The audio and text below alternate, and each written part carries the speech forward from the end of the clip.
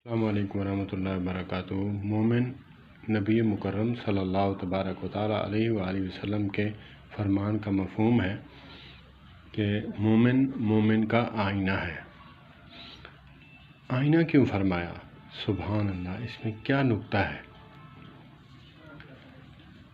जब भी आप आईना देखते हैं तो चुपके से आपकी खामियां भी बताता है, आपकी खूबियां भी बताता है।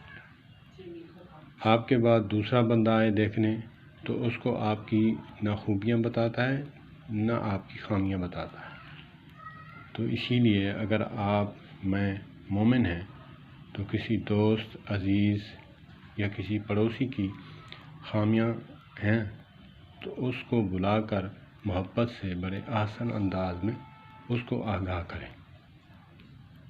उसके घर का कोई मसला है, उसको बुलाएं, उसको कहें आपकी बेटी मेरी बेटी है, मेरी बेटी आपकी बेटी है, ये मसला है, आपकी बीवी मेरी बहन है और मेरी बीवी जो है आपकी बहन है, भाभी बहन होती है।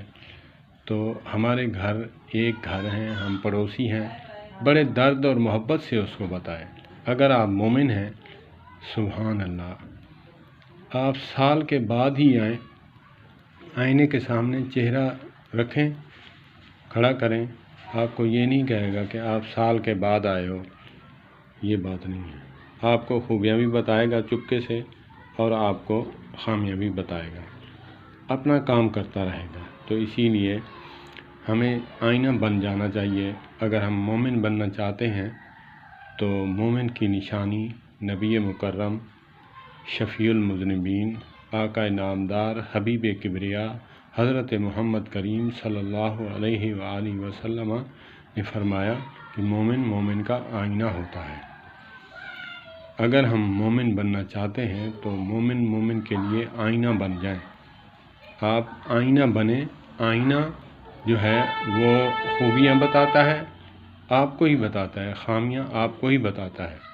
बस आप पक्की बात है कि अगर हम मोमिन हैं, ये कसवट्टी है कि किसी दोस्त पड़ोसी की कोई खूबी या खामी है उसको बताते हैं तो आप मोमिन हैं, उसको आगाह फरमाते हैं तो मोमिन हैं। अगर आप किसी और को बताते हैं आप मोमिन नहीं हैं।